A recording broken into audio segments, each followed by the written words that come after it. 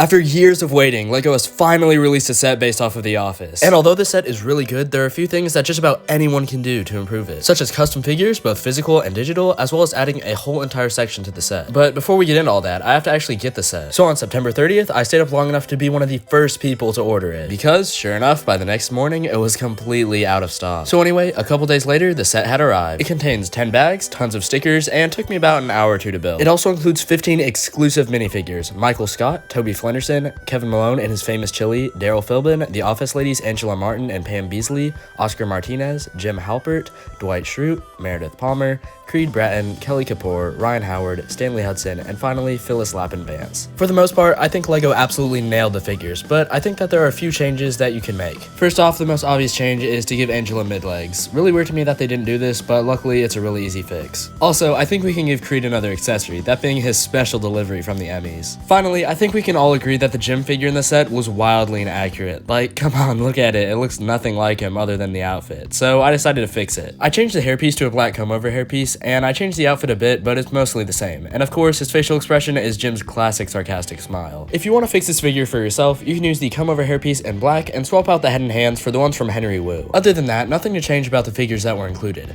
But now, let's look at the build. As you walk inside, the first thing you'll see is Pam Beasley working at reception. However, Pam didn't work at reception in the later seasons, so I think it would have been great if they included Erin in the set. And here's how I built her. I gave her the Hermione hairpiece, and the face is from Anna in the second Disney CMF. Her torso is from Betty Brant in the Daily Bugle set, and she uses the legs from Wanda in Age of Ultron. Back to the build. What you'll notice is that it is completely cut off on the right side, so my main fix for the set is going to be extending it in order to include the kitchen, the break room, and the annex. So I got on my plates and started building up the base. It's gonna end up being around 2/3 the size of the original set, so this is gonna take a while. In the meantime, let's go ahead and take a look at a figure that I definitely think should have been included in the set. That of course being Andy Bernard, and here's how you can build him with existing pieces. I used a dark brown comb-over hairpiece and the Peter Parker face from the Daily Bugle set. I also gave him the torso and legs from Loki and the Marvel CMF. While this may seem like an odd choice at first, I think it works really well for Andy because of the bright blue button-up shirt, as well as the badge that can represent the Andy for Manager button that he wears. In my opinion, this is a great purist custom, but I also made a custom rendered version of what I think the ideal version of Andy would look like. With this custom, I used the Emmett hairpiece in dark brown, and he has a goofy smile. He also has tan legs, as well as a beige jacket, and a pink shirt, as well as a purple tie. Now let's go check up on the build. I've made a lot of progress so far, and what I plan on doing is slightly extending the main bullpen, as well as including the annex, the break room, the kitchen, and extending the conference room. Speaking of, let's take a look at what the conference room looks like in the actual set. It includes references such as the It Is Your Birthday banner, the pyramid scheme, and the DVD screen. But they neglected to include some of the best scenes from this room, such as the introduction to Prison Mike. So here's my custom version of him. He uses the bandana piece in purple, and he has a hardened facial expression from his time in the Clink. He's wearing a dark blue suit with a striped tie, and you can switch his face around to show his reaction when he finds out about the return of Toby. No, God! No, God, please, no! No! No! No! I also included Gabe in this room because it's where he shouts what is probably his most memorable line. Shut up about the sun!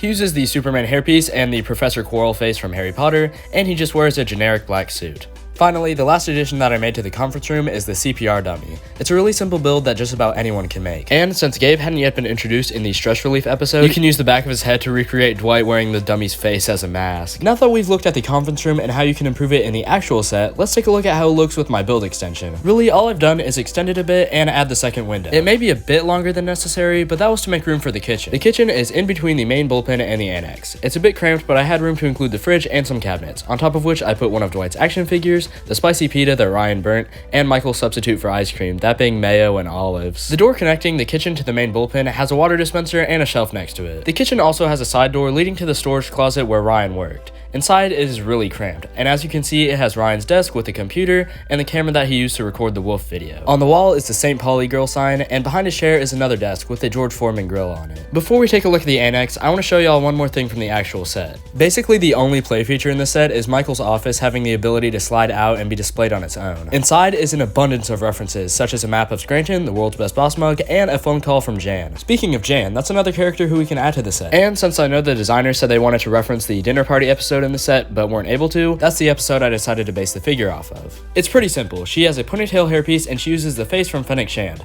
Her torso is from Wanda Maximoff and she has two accessories, one being a glass of wine and the other being a Serenity by Jan candle. Finally, I'm just about done with the annex. In the front is Kelly's area. On her desk is a Dundie, a clipboard, and one of the Oscar star mugs. Behind her desk are some packages, and next to it is the divider separating it from Toby's desk.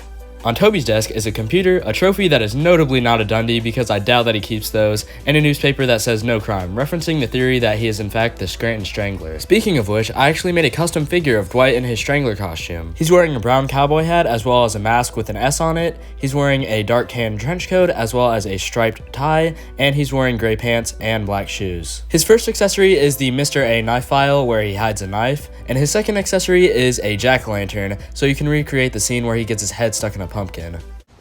No!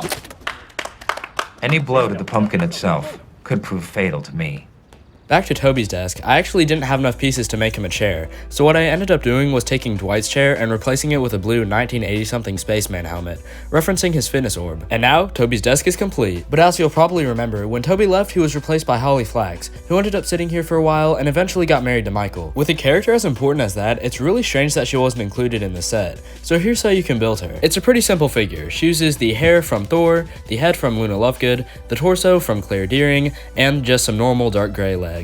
In the back is the break room, and inside there's a table with a couple of chairs, the Coke from when Jim got jinxed, and 2 vending machines. One of them is just a Coke vending machine from the Daily Bugle, but the other is a custom one that I made. It's a black vending machine and it is filled with Dwight stuff, referencing one of Jim's many pranks. Things inside include his name plaque, a Dundie, and of course his wallet. And with that, we've taken a look at my entire extension to the set. I think extending the build a little bit and adding a few more figures really helps flesh out the set and make it feel like the ultimate office set. However, I understand why they didn't do this just for pricing reasons, and the set that we got is still really good. However, there's still one more addition that I'd make to this set. You see, since the dawn of time, people have argued about which version of The Office is better, the American version that the set is based on, or the original UK version. Now, I'm in no way going to try and settle that debate. However, I do think that it would have been nice to have at least a reference to the original in this set, and a lot of people seem to agree. Which is why the last thing I do to fix this set is include a figure from the original UK version of The Office, that being David Brent. The figure that I made for David Brent is pretty simple, but I think it's an accurate portrayal of the character. He uses the Captain America hairpiece in dark brown, and he has a smirking facial expression. He's wearing a white button-up shirt with a pocket and an orange tie. He also has dark tan legs, and finally, his alternative facial expression shows him busting out laughing. So, here's what the set looks like before all the changes, and here's what it looks like after, and I really think it looks a lot better. The set just feels a lot more complete now, and I hope this video was at least helpful to some of y'all who also wanted to fix this set. If you want to see how I fixed another set from earlier this year, that being the UCS Sanctum Sanctorum, then the link to that video should be on the screen right about now. Anyway, if you liked the video, then make sure to leave a like and consider subscribing if you haven't already. But anyways, that's all I have for you guys today. Have a great day, and go build something awesome.